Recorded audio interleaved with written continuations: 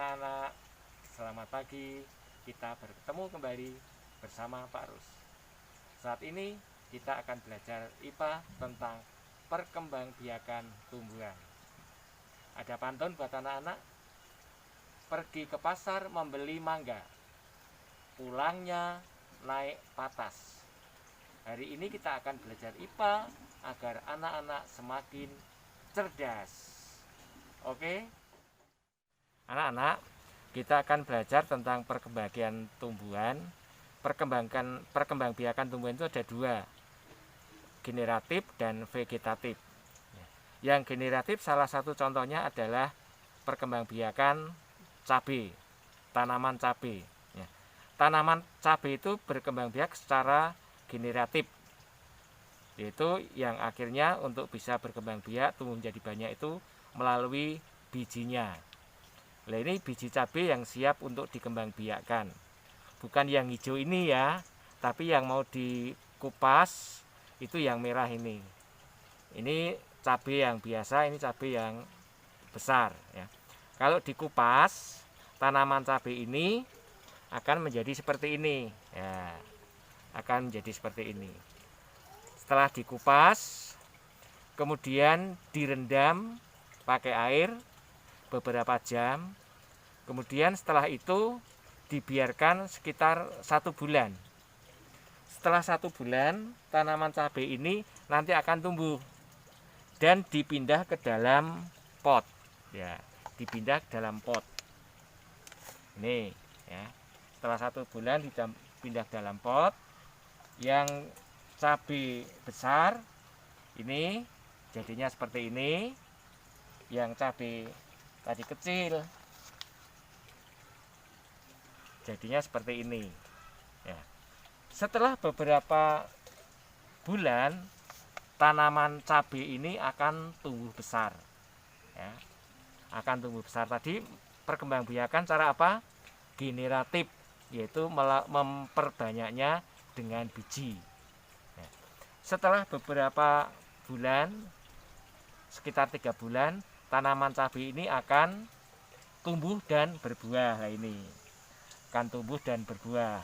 Ini tanaman cabai ya, dari biji akhirnya akan tumbuh dan berbuah seperti ini. Sedangkan yang cabai kecil tadi ini kemudian tumbuh seperti tadi, sekitar 3-4 bulan akan tumbuh menjadi seperti ini ya. Ini hasil dari mengembangbiakan tanaman cabai ya. Dari 1 biji menjadi beberapa. Ini tumbuhnya banyak ini. Ini tinggal menunggu merah ya. Yang merah sudah beberapa dipanen. Nah, ini tinggal yang menunggu merahnya. Ada yang sudah tua, ada yang masih buah kecil, ada yang masih mau jadi bunga. Nah, ini anak-anak tentang perkembangbiakan secara generatif. Salah satunya adalah dari tanaman cabai ya. Kita akan belajar berikutnya untuk perkembangbiakan secara vegetatif.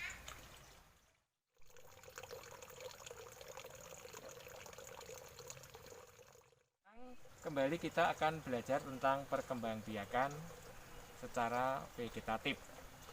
Perkembangan biakan secara vegetatif itu ada vegetatif alami dan vegetatif buatan. Nah, yang akan dijelaskan sekarang adalah vegetatif alami.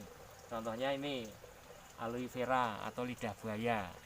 Ini lidah buaya atau aloe vera ini berkembang biak secara vegetatif alami, yaitu tanpa melalui perkawinan. Nah, kalau sudah besar seperti ini. Nah, sudah besar seperti ini. Ini berkembang biak dengan stek batangnya atau stek daunnya, bahkan bisa juga dengan anakannya. Itu akan berkembang biak lebih banyak. Ya. Untuk manfaatnya besok lain waktu Pak harus jelaskan. Ada banyak manfaatnya untuk tanaman aloe vera atau lidah buaya. Ya. Hari ini yang akan ditekankan adalah tentang perkembangbiakan secara vegetatif buatan, yaitu secara stek. Stek itu berarti contohnya ketela pohon atau singkong ya.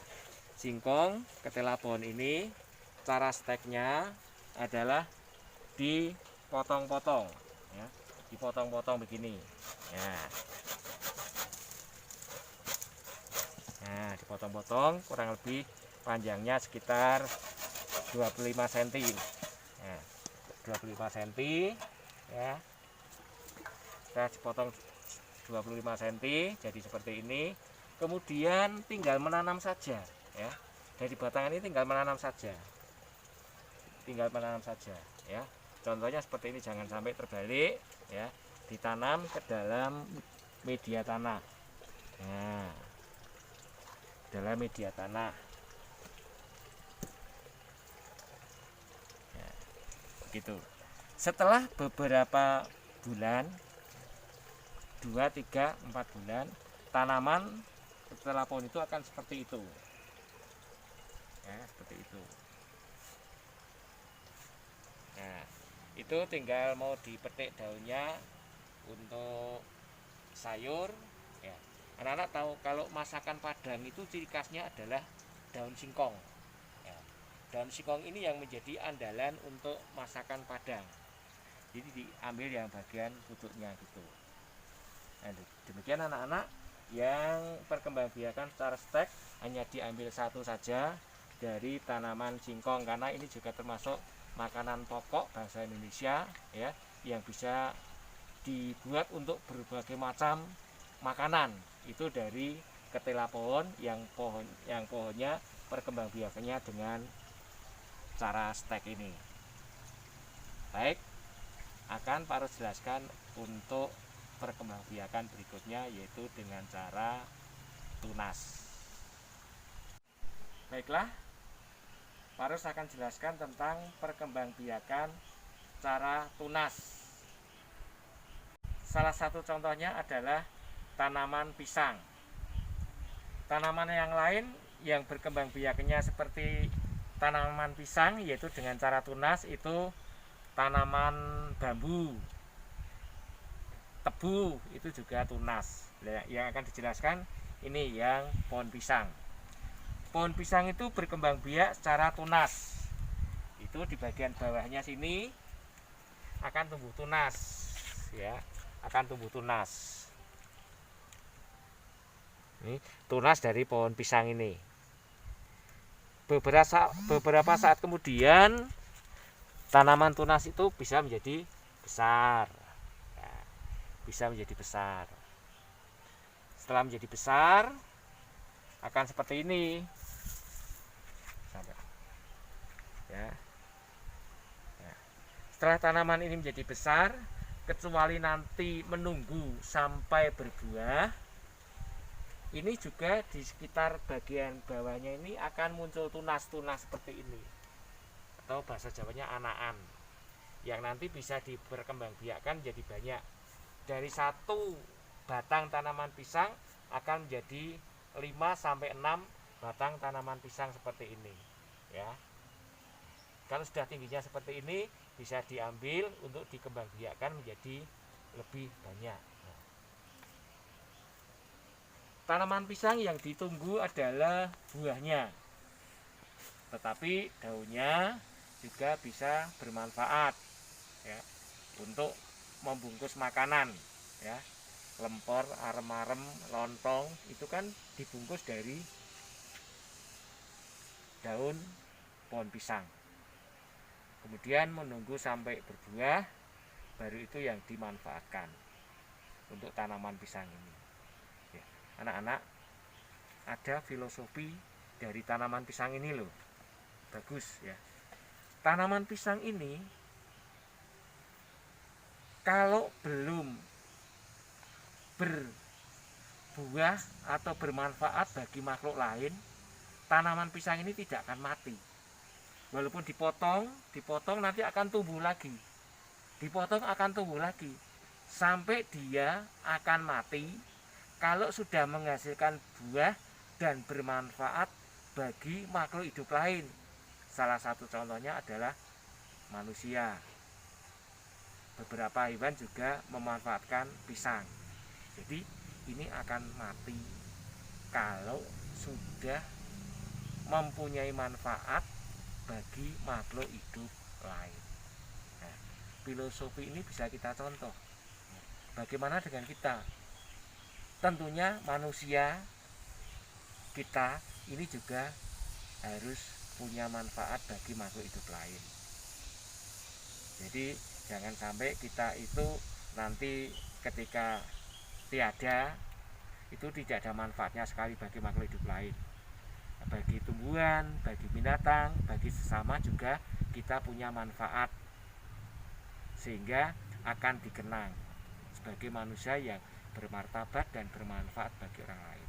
Ingat-ingat ya, filosofi dari tanaman pisang ini ya, sebelum bermanfaat bagi makhluk hidup lain, dia tidak akan mati. Setelah berbuah dan diambil buahnya, baru dia mati. Kecuali kalau kena hama, itu kan beda. Kalau kena hama dia bisa mati.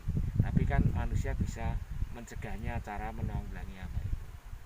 Demikian anak-anak yang sudah baru jelaskan tentang tanaman pisang dengan cara perkembangbiakannya, yaitu dengan cara tunas. Sekian baru jelaskan untuk perkembangbiakan berikutnya, yaitu dengan cara cangkok. Oke, kan belajar tentang perkembangbiakan secara vegetatif buatan, yaitu dengan cara cangkok.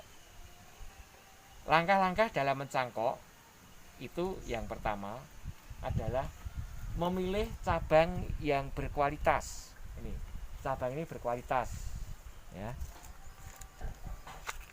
Setelah dipilih cabang yang berkualitas, kemudian kita kerat. Nah, kita kerat. Kerat itu diambil kulitnya dan dihilangkan kambiumnya. Diambil kulitnya, dihilangkan kambiumnya. Setelah dikerat, ya, kemudian tanaman ini ya dikasih tanah. Dikasih tanah. Ya. Dikasih tanah. Dikasih tanah ya. Udah setelah dikasih tanah, kemudian dibungkus. Nah, dibungkus kayak gini. Atas diikat, bawah diikat. Ya, setelah dibungkus ini, perawatannya dijaga kelembapannya ya. Nah, biar tetap lembab. Kalau pada musim kemarau itu sehari 2 kali disemprot ini. Kalau musim penghujan nggak disemprot air nggak apa-apa karena tetap lembab. Nah, ini ditunggu sampai sekitar 1 bulan. Setelah sampai 1 bulan, langkah berikutnya adalah dipotong bagian sini. Dipotong pakai gergaji biar aman. Potong pelan-pelan supaya nggak rusak. Ya, dipotong. Kemudian dikupas. Dikupas.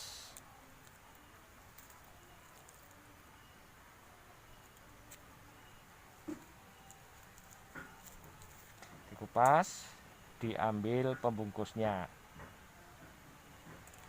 Nah, ini setelah 1 bulan tumbuh akar. Ya, akar pohon beringin. Ini harus ambil pohon beringin yang bisa dicangkok. Tanaman lain yang bisa dicangkok bisa juga tanaman jeruk, tanaman rambutan, mangga, itu bisa dicangkok. Tapi ini yang mudah diambil adalah tanaman beringin yang bisa untuk tanaman hias seperti bonsai dan lain-lain. Ya. Setelah seperti ini kemudian ditanam, dimasukkan ke dalam media tanah, tanam. Ya. Ini pakai alat yang bukan sebenarnya harusnya pakai cetok, tapi pakai ini. Tapi bukankah ada peribahasa tiada rutan akar pun jadi? Ya. Jadi kalau nggak ada yang alat yang perlu, yang lain pun kalau bisa digunakan. Tiada rutan akar pun jadi. Jadi nggak usah pakai cetok, pakai senjata seperti ini ya, pisau besar bisa digunakan untuk menanam. Dimasukkan ke dalam tanah, ya, bisa dilihat masuknya ke dalam tanah, kemudian ditutup.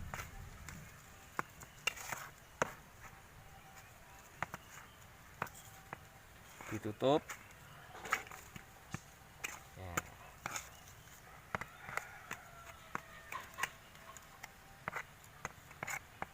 Ya, ditutup, kemudian ini tinggal menunggu nanti ini akan tumbuh dengan sendirinya.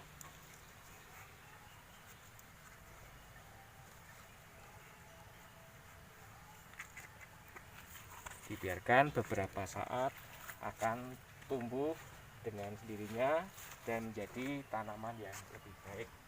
Setelah itu cuci tangan, tangannya nggak kotor.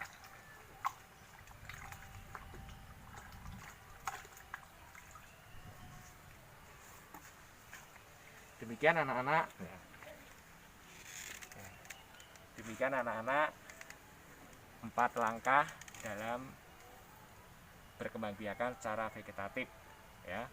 Yang pertama tadi yang cara vegetatif itu dengan cara stek, dengan cara cangkok, dengan cara tunas. Yang cangkok itu vegetatif buatan, yang tunas itu vegetatif alami, yang stek vegetatif buatan. Dan yang pisang itu tunas, yang cabai itu generatif. Baik, kalau kurang jelas anak-anak bisa bertanya Pak Rus, ya, suatu saat nanti. Terima kasih. Bersih-bersih untuk membasmi corona agar kita tidak kena virus. Terima kasih atas perhatiannya, telah mengikuti dengan serius. Sampai jumpa, Tuhan Yesus memberkati.